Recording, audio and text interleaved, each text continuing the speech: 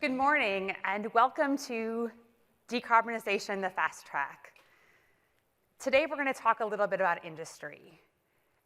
And industry is really an important thing to think about because industry is accountable for 37% of global energy use and 30% of global emissions. At the same time, industry is being asked year over year to deliver more innovative products, to market faster, with improved profitability and with improved productivity. At the same time, they need to meet their climate goals.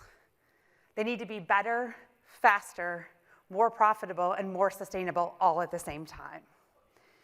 In this panel, we're going to talk about the challenges companies are facing to tackle these challenges and how they are delivering results and solving these problems today to deliver to the promises that our countries and our companies have made. Please join me in welcoming the panel. We have Kristen Siemen, Vice President of Sustainable Workplaces and Chief Sustainability Officer at General Motors.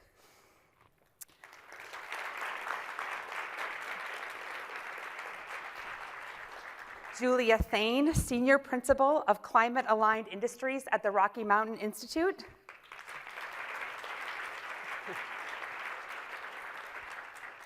And Tisha Livingston, co-founder of 80 Acres Farms, a vertical farming company bringing scale to controlled environmental agriculture. I couldn't be more thrilled to be talking with all of you today. And you all work in really diverse areas, and I think sometimes at first glance you're like, what do these women and these companies really have in common? But there's a couple of things where we have a lot of common ground. The first is that innovation is at the forefront of everything that you all are doing. You're leading the transformation in your respective areas, and you're moving at speeds that maybe we didn't even think were possible a few years ago. It sounds pretty easy, but I know that it's not. Kristen, can you talk a little bit about the hurdles that you see in your industry? Sure. So first off, good morning. Thank you for having us here today. As we look at GM and what we're trying to do to make this transition to an all-electric future, some of the challenges that we need to work together to solve on are things like charging infrastructure and ensuring that we have the facilities and the ability for people to see themselves in an all-electric future and to be able to transition to an EV. It's policies to make the adoption happen faster. We've done a lot, there's a lot of discussion around the raw materials needed to make the batteries. And at GM, we've actually really been working in a much deeper into the supply chain than we ever have before. So we've secured now all of the raw materials that we need to be able to meet our goal of 1 million units of capacity, EV capacity by 2025. And then we're working on the next chunk. So our purchasing and supply chain team has, done everything from working with mining companies into the cathode active material, et cetera, really at a much deeper, standpoint than we ever have before.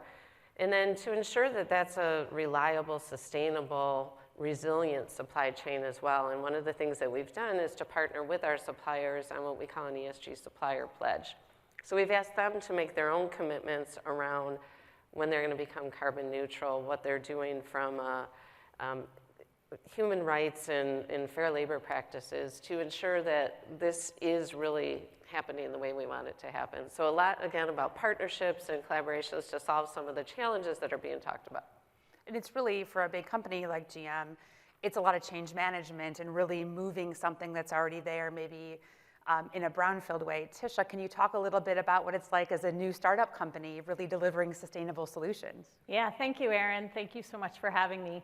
So 80 Acres Farms is a vertical farming company. And 10 years ago, it was science fiction, the idea of being able to grow food indoors 100% under LED lights. Well, that science fiction is now reality. And we are able to do so many things like reduce the amount of water that's needed for to be able to grow food, to be able to eliminate the supply chain time or the distance, the food miles it takes to be able to get food, and also to be able to eliminate food waste. The challenge that we have in our industry is we are brand new. There isn't a playbook out there. There isn't anything that tells us what we need to be doing. There are absolutely no standards, and there's not even a common language. So figuring out how to standardize and really be able to take the industry into a more mature level so that we're all talking about the same things and measuring the same things, and taking some of these crazy claims that had been made 5, 7, 10 years ago and really put facts to it, put numbers to it, and make sure that we're properly measuring so that we can drive our greenhouse gas emissions. You know, Tisha, one of the things you mentioned there is some policy, some common language and investment. Julia, can you talk a little bit about what the Rocky Mountain Institute does to really help in that area? Absolutely, and I would just start by saying in the US last year, we got a little gift, and that gift was the Inflation Reduction Act. And it was billions of dollars that really helped to change the economics of some of the investments that we're seeing now in renewable energy and in the spaces I work, so in heavy industry and transport decarb. I would say with Rocky Mountain Institute, we're working in so many different ways. We're a market-based transformation nonprofit, meaning that we are working across industry, we're working with policymakers, we're working with communities on really thinking through how policy, tech, and how radical collaboration can come together in order to accelerate the clean energy transition. So what that means in the US in particular is that the Inflation Reduction Act has made it much easier to make these investments in heavy industry and transport decarb. However, and there's a big however, we not only need to see that sort of policy happen globally, so other national and regional governments take the same action, and for that matter, global companies make similar decisions that they're making in the US because of these changed economics in other places. So one of the things that I'm working on with the Bezos Earth Fund, with Mission Possible Partnership, is actually unlocking clusters or regional clusters or hubs of investment. And we're working in California and Texas right now on about 25 different investments that are in this space, and thinking through what do they need, what is that catalytic investment that they need, what is that policy that they need in order to really get to final investment decision and to finally achieve those emissions. So I would say now is absolutely the right moment to be making those investments, to be doing those things in the US, and we're hoping to see the very same changes across the world. So I have a follow-up question there for you that I'm very intrigued about, which is, you know, we've talked about climate action often being led by the European nations and whatnot, and how do you see the role of some of these big investments of the IRA, maybe setting an example of how you can do it with a carrot versus with a stick? Interesting. Oof. Okay. So as a former policymaker, I get the hard questions. Yeah. As a former policymaker, so I was in the mayor's office in LA, I would say you need both carrots and sticks. Yep. I think what has happened in the Inflation Reduction Act is that there's, you know, again, hundreds of millions, billions of dollars in grant funding. So, you know, just public kind of dollars given to projects. But there's also all these tax incentives. And the tax incentives, and here's where I'm going to get a little wonky, all the 45, so we call it the 45 alphabet soup, they have, again, really changed, you know, not just the 1-year horizon, but the 5-year horizon, the 10-year horizon when you're looking at the financial planning of these investments. So definitely important to have carrots. We're seeing that in the way of tax incentives here in the US. I think in other places, there's absolutely other ways to do that. And I would also say government also doesn't always need to foot the bill or the entire bill. And so, you know, what's wonderful about being on this panel too is you see so many people who are in companies that are making huge commitments and huge investments in sustainability because they know it's not just about the environment, that it actually makes really good business sense too. You know, and the one thing you hit on there really is that it needs not just government, not just industry or academia, but it's really about, and I think you said it earlier, the radical collaboration of these. And maybe, Kristen, can you talk a little bit about how General Motors is exhibiting and really working toward or leaning into this radical collaboration? Yeah, for sure. I mean, it's absolutely all about collaboration, and I couldn't agree with you more about it being good for the business. It really is. I mean, one of the things we've done at GM is really weave in our sustainability strategy into our business strategy. So it's a value proposition, it's a growth proposition, it's a financial advantage to be planning for this and doing it, and all of that takes collaboration. We talk a lot about everybody in at GM, and it's, you know, how do we work with our suppliers? How do we work with policymakers? How do we work across industries, you know, that maybe we haven't traditionally worked with on things like new sustainable materials, renewable energy initiatives. I mean, the great work that we're doing with RMI and other partners on, you know, some of the, you know, the virtual power plant agreements, the, Zero Grid Initiative and really looking at how we decarbonize the grid and we make renewable energy more accessible and available for everybody and find ways to make that financially and beneficial for companies and businesses and frankly for the users. So it's really looking at, going beyond what we've traditionally done. I say it a lot that, this isn't an area for us to compete. Yep. Climate change and the environment and things we need to do and really sustainability as a whole is an area that we all need to work together. We can compete on products and we need to work together on solutions. So I think, again, this panel this week is a great example of how we're doing that. Anything you wanted to add, Julia? I mean, absolutely. I would say, a few things. First of all, customer needs are changing, climate is changing, and the grid is changing. And so companies, like GM are realizing this and understanding that both radical collaboration is needed, but also some planning is needed, and then some action is needed. And so the initiatives that Kristen mentioned in terms of the virtual power plant partnership and then in terms of the Zero Grid Initiative are just indications of that. They're recognizing that we have hundreds of thousands of appliances that speak to the grid. And we also have a grid that is rapidly decarbonizing and needs to decarbonize more. And so how do we bring together industry policymakers? How do we bring together the market? How do we bring together both regulations, kind of carrots and sticks? And then actively plan to make sure that the grid is not only cleaner, but also more reliable, more affordable. And then how can we make sure that companies and ultimately customers are benefiting from that? And so I think, again, in this space, I keep saying radical collaboration, but collaboration should be basic. I mean, we should all do it, right? Like, why are we even talking about this? We just need to be doing it. And so I think it's fantastic, again, that all of these groups are really partnering up and saying, we recognize these changes are happening. Let's actually plan and act for them. One of the things that I've heard a number of times is that we have the technology available to solve the climate crisis, and it's really about working together and scaling some of that technology. And Tisha, you said it earlier, what you're doing now felt like science fiction before, but what I know is that a lot of startup companies who have these really innovative technologies really struggle to make that jump from a small targeted approach to a scaled approach. Can you talk a little bit about how you're scaling using collaboration and partners? Yeah, absolutely. So our company 8 years ago, Mike and I started it out of nothing, out of our garage. And we have built it into the largest vertical farming company in the US, selling into the largest grocery retailer.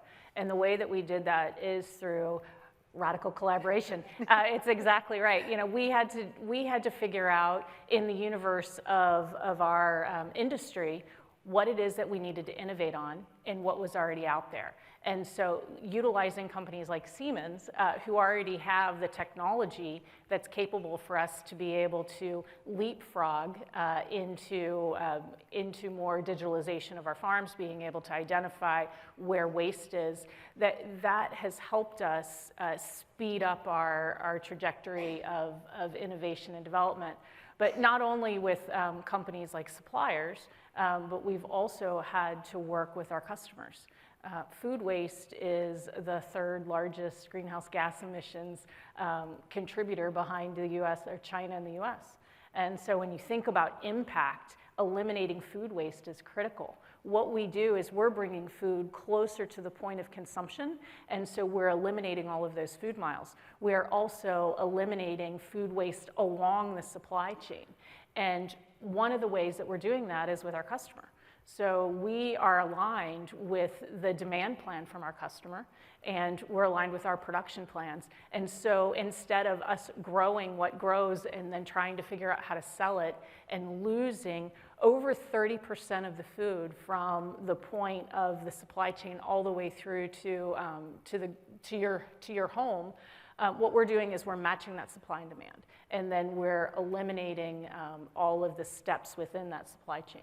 And so, but it requires a lot of collaboration and cooperation and transparency. And so what I see is being able to work with our suppliers to be able to feed data, to be able to get more information about the supply chain and how we do it, so that we can then drive continuous improvement in our processes. I'll say one of the things I love the most about our at Siemens partnership with 80 Acres is it's not a partnership you would think would happen naturally, like farming and digitalization and automation.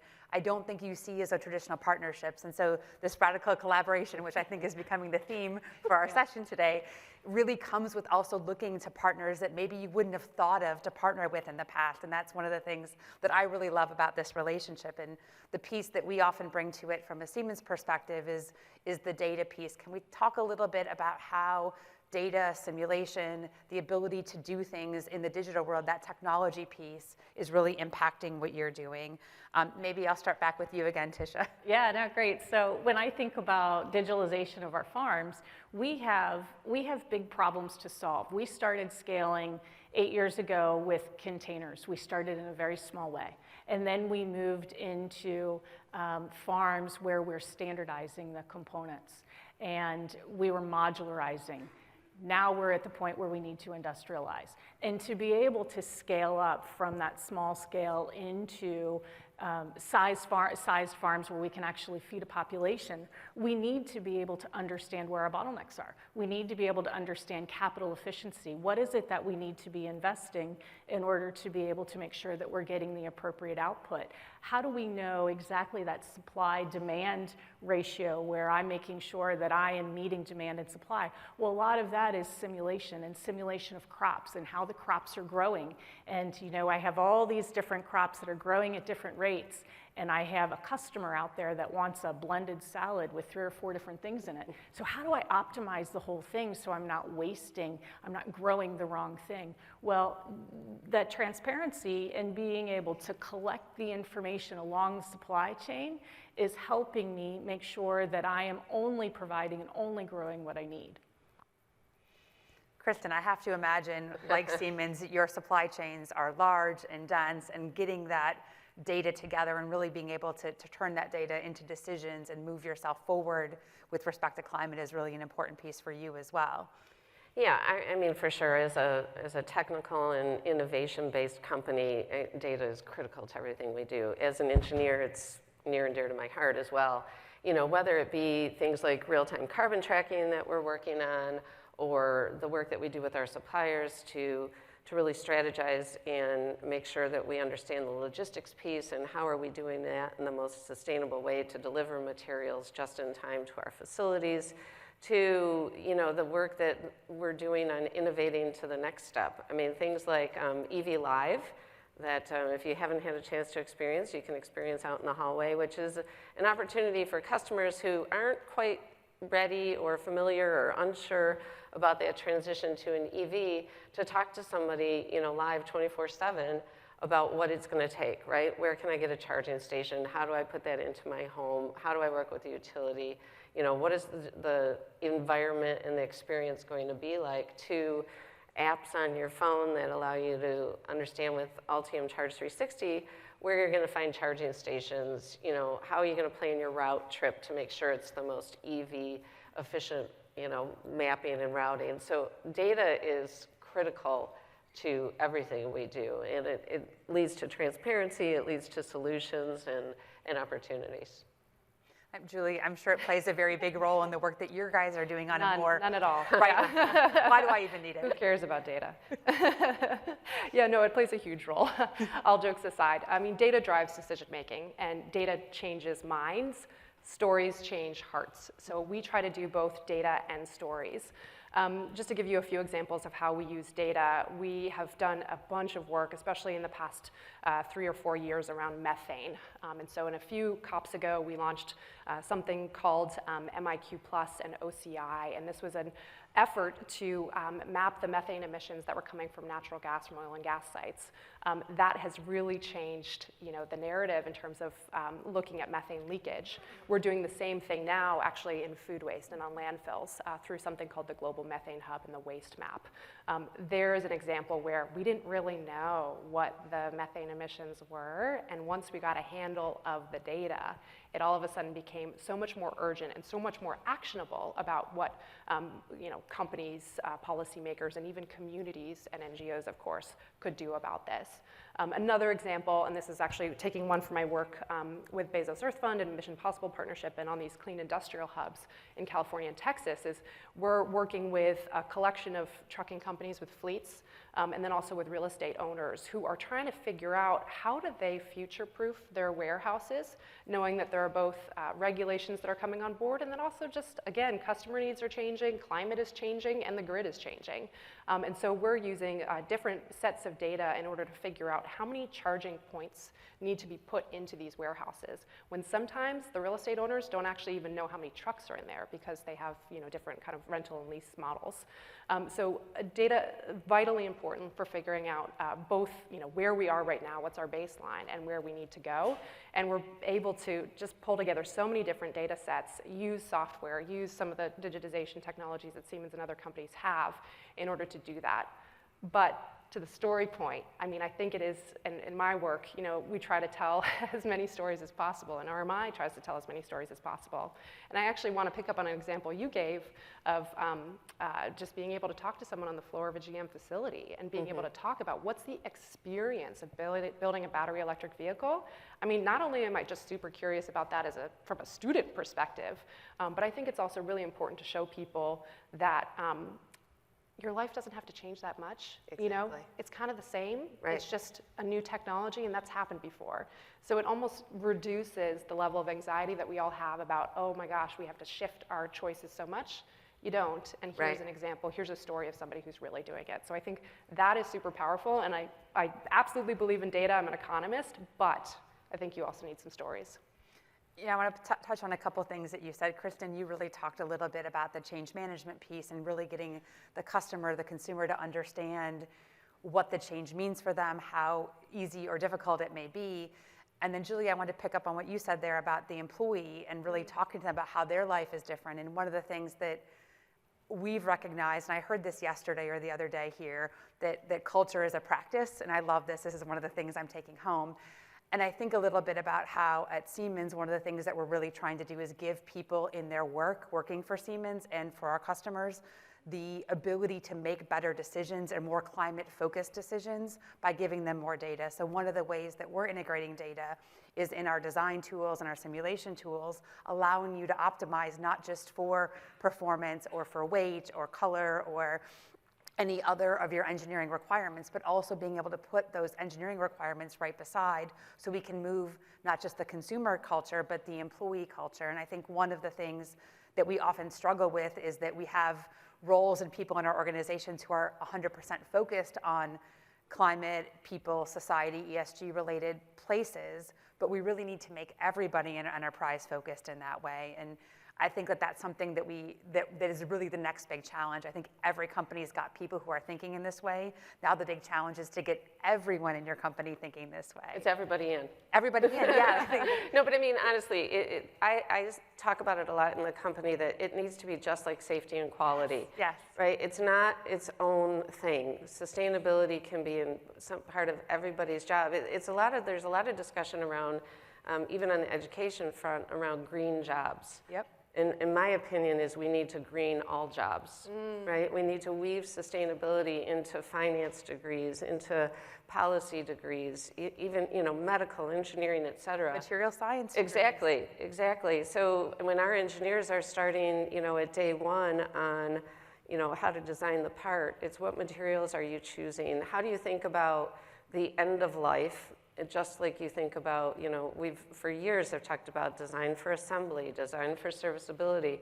Now it's design for recyclability. I always say we're making these design engineer jobs awfully difficult. Yeah, right? well, as soon as they figure one out, we give them another layer of parameters. Yes. Having lived as a DRE, design release engineer, for many, many years in my career, it is a really tough job, but it is an incredibly rewarding job as well, because you're innovating every single day on new ways to do things, new technologies, new materials. So we talk a lot this week, and it is Climate Week, about the climate, but we know that it doesn't end there, that we have resource limitations. We need to think a little bit about circularity, about societal impacts and people impacts in what we're doing. It's really about responsible use of the entire planet, not just about the CO2 that we're doing. Can we talk a little bit about the societal impacts of sustainability initiatives and why this is so important? Maybe I'll start with you, Julia. Yeah, absolutely. I want to pick up first, actually. Please go ahead. I wanted to butt in on that question. You're welcome to. On the workforce development piece. Yes, I think we're kind of massively underselling or maybe underpreparing for how workforce is going to change over time. And I don't think that's a bad thing that it is going to change over time. What I mean by that is we have so many new technologies that are coming on board. Some of them you can buy today. Others are just still in pilot scale. And so whether it's thinking about green hydrogen or producing electrolyzers or thinking about direct air capture, there are going to be different jobs in the future than there are today. And so what I think we haven't yet done totally effectively is mapped out what those workforce development needs are going to be, and how that workforce is currently scattered across the globe, and then how we're going to build new training programs in order to make sure that people have the skills they need to do. And know that those jobs, the ones that we see in 10 years aren't the same ones you see in 20 years. Right. We were talking a little bit backstage, and I have children who are getting ready to go to college, and it's really different than when I went to college, where you might choose a career and that's what you'll likely do for at least the next 10 years. Really giving them that resiliency, that constant growth. At Siemens, we call it a growth mindset, where you're always looking for what you're going to learn next. I think it's a really fascinating topic about how you continue to develop the workforce, and not just when you're 18 years old to when you're 21 or 22, but really, again, when you're 30 and again when you're 40, to be able to have a full career that might have a lot of twists and turns in it. Yep, exactly. So now to answer your second question. Now we'll go back to the script. But I'm going to bridge them. One area that we have not seen enough people working in is community engagement. And I don't mean that we don't have some amazing community-based organizations, some amazing people who are on the activism and advocacy front. There are absolutely those professionals. But especially in the US, and I would say this is true around the globe, because of how the Inflation Reduction Act has rolled out, because of amazing gifts like Justice 40 requirements, we're also seeing that companies are having to think about community engagement in a different way. They're having to think about societal impacts in a different way. They're having to think about how 40% of the benefits will really accrue to disadvantaged communities in the way, at least again in the US, that it's defined. One way we're seeing that operationalized is that companies are starting to think about community engagement departments and hiring folks who not only think about environmental justice and equity as a project is happening, but really before a project, during a project, and after a project. And I think that's really important, because I'm not a huge fan of sort of telling people what the benefits of things are, but more so of that understanding of what the benefits and the challenges are coming from communities themselves. So again, in our work, we actually have a whole community engagement work stream. We're working both individually with companies that are saying, yes, we need help on this. Yes, we need an understanding of what, again, using US jargon, community benefit plans and community benefit agreements are. Yes, we need better ways of sort of having a shared language with community groups around what the transition to, again, I'll just use the example of green hydrogen or battery electric trucking might be. And there's an area where I think we're maybe at the beginning of the journey. I was going to say midway. I think we're at the beginning. We're at the beginning. We're at after the starting line, but not quite that far after the starting line in terms of community engagement in this new industrial and transport decarb space. And access is a big part of that conversation, which I know is a big topic as you look at a transition to an EV culture moving forward. Anything you wanted to add there, Kristen? Yeah, I mean, certainly, first off, I 100% agree. And I think, how we show up in communities, and it's everything from, workforce development to community engagement. I mean, we kind of talk a little bit internally, like, be a good neighbor, right? I mean, how our facilities, what we do in our facilities, how we transform the facility and what it means to the community is simple as things like truck routes, out of our manufacturing plants. Are we making sure that they're the least disruptive to the community? What we do from a nature preservation standpoint. And charging infrastructure is one that we worked with RMI on. We have a year ago instituted a climate fund, which is focused on, kind of 4 key areas. One is on EV access and making sure that we have vehicles and products available so that everybody can participate in an EV future. It's not just for the affluent. you know, it's products like our Chevrolet Equinox that start at $35,000, or the Bolt EV or EUV that are very affordable. But it's also things like ride sharing and what we're doing for delivery trucks. And actually the Bright Drop vehicle is outside as well that you can see. And so it's charging infrastructure and availability so that and there's a lot of work that's been done with RMI about eliminating charging deserts. It's workforce development and really making sure that we make this EV transition inclusive and that we don't leave anybody behind. Tisha, I feel like this is such a softball to you. So much of what you do is so related to the people that you're serving. Exactly. So we founded our company on the premise that we need to be able to feed our communities better tasting, healthy food, and that's lacking in most of the communities in the US and even globally. And we found that community engagement is key. Because people don't know where their food came from. They don't understand that it's not just coming from the grocery store.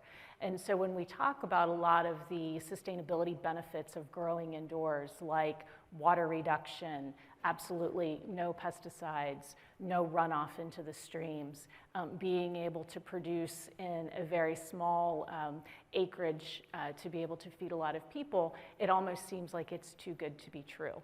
And so being able to connect with the community, we have taken vertical farms and we've shrunk them down into what we call our growmobiles. And we're teaching kids because we think that the children are the future and the children go teach their parents and their grandparents and their other caregivers. And so community involvement and interaction and people being aware of where their food comes from, the challenges of currently growing in the open field or even in the greenhouse compared to what we do.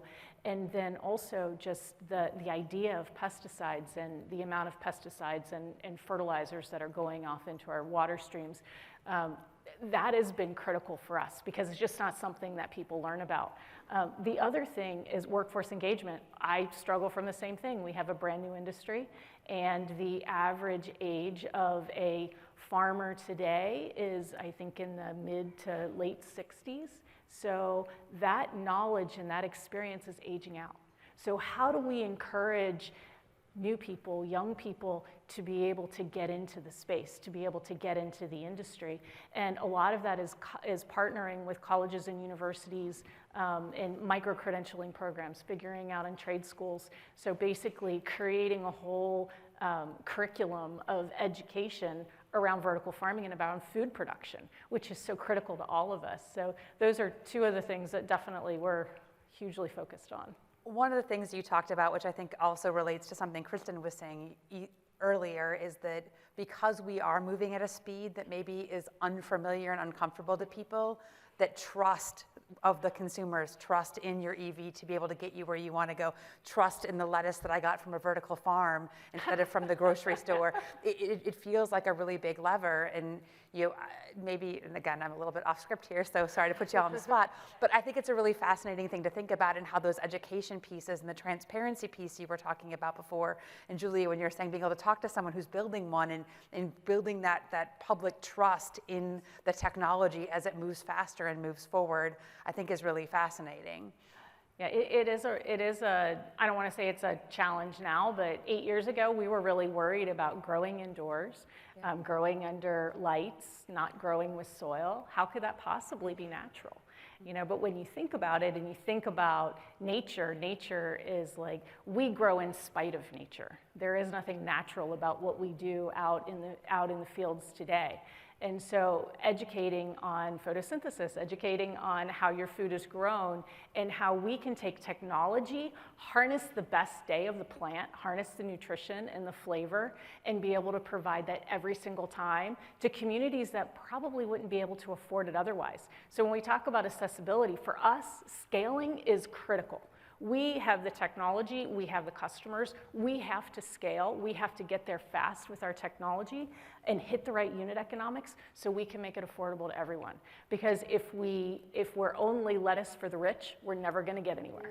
And so for me, it's all about accessibility. So we are accessible in the largest grocery retailer, not that necessarily the high-end stores, love to sell to them too, but we are in mainstream stores because we wanna make sure that everyone can afford health and nutrition. That should not be something that only the wealthy can afford.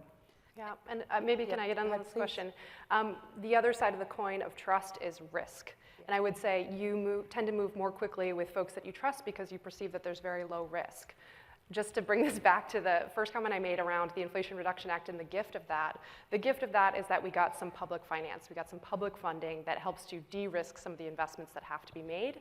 That doesn't mean, though, that there isn't private finance that we still have to have in order to close the gap. And so some of the work that we're doing on building trust, or rather, sort of reducing risk, is really thinking about how financial institutions can play a role in two different ways, really, in the industrial and heavy transport decarb space.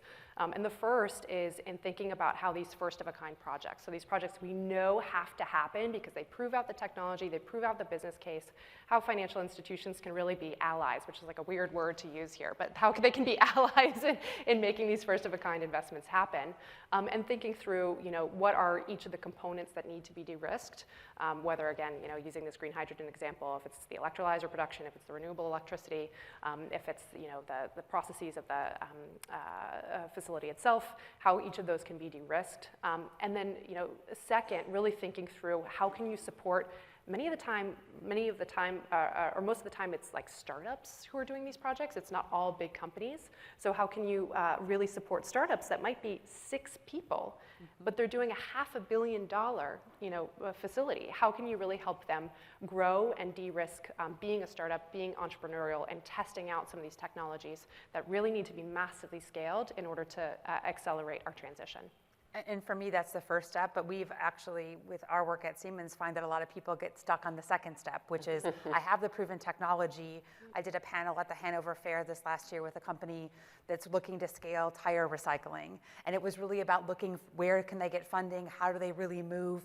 They have all of the acumen and the innovation of a small company, but really finding those right resources, that right support to help them scale was really where they hit the stumbling block. And I think that that's an important second step, because I hear us talk a lot about that first step, about supporting the innovation, but then once the innovation's there, about being able to move it and scale it. And I would say no one here knows more about this than Tisha. Maybe you have any comments or anything you want to add there? Yeah, I would say that's exactly right. It's the risk profile of funds today is not necessarily, either you're a VC and you're high risk and they're going to give you a little bit of money to prove out your technology, but to get the funds to really make an impact in infrastructure, which is really what we're doing. We are building farms in close proximity to the point of consumption.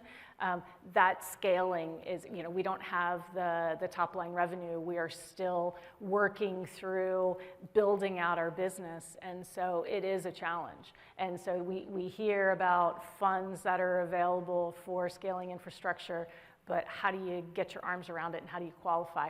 We have had the opportunity of taking advantage of USDA loans and scaling, which has been amazing. Tons of hurdles, lots of paperwork, lots of administration to try Which can feel like a lot for a small enterprise. Yeah. Oh my gosh. When you have a finance organization of 3 people, and it's really a struggle to be able to meet all of those administrative hurdles. So worth it if you can figure it out, but it's not easy for us to be able to scale great technology that's already been proven. Yep, and we call it at RMI, I guess it's called this generally, but valleys of death, and we need hills of life. We need hills of life, not valleys of death. Right. But we call them valleys of death because they're exactly this problem where you're a startup, you've got a proven technology, you need to get to that infrastructure finance piece. And so we have an arm at RMI called Third Derivative, which actually works with startups, very much like your own, to try to overcome those valleys of death and try to get at different types of investors, because it's a varied landscape, it's very diverse. And fortunately there are big companies too that can put some of these huge investments on their own balance sheets, but really we need it all. We need it all. And I actually feel really encouraged that we are now deep enough in the execution to really understand where these things are, and really at a more execution level, know what we need to do and what we need to change. And for me, that's really the positive piece is, for a long time we spent looking at what targets could be or what we should probably attempt to achieve. And now we're doing the hard work of achieving it and finding those pieces and those roadblocks that we need to remove. It looks like we're getting a little bit short on time, so I wanted to just ask each of you if you had a piece of advice or learning that you would want to share with our audience today. Maybe I'll start with you, Kristen. Sure. I mean, I would just say get started. One of the things that we talk about, is how do you achieve these big goals? And, I'll use the example of our renewable energy goal. We started originally in 2016, said we'd be 100% renewable in our operations by 2050. We actually achieved that and have secured everything we need for 25 in the US and 2035 globally. So we overachieved by 25 years, but it's by getting started, it's by measuring, collaborating, finding ways to continue to progress. And as you said, we're on this path of just, you can often do things much faster than you realize once you get started. Yep. Two things come to mind. One is don't lose hope, and the second is think bigger.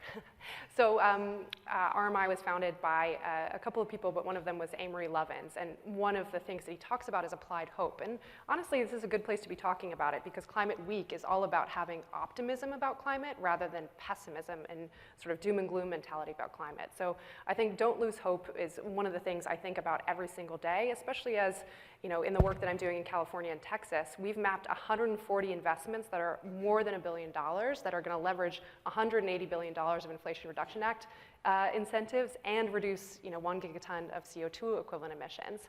That's incredible. I mean, that's amazing. That's really something we should be proud of, but also something that we shouldn't lose track of making sure that it happens rather than it's just planned for.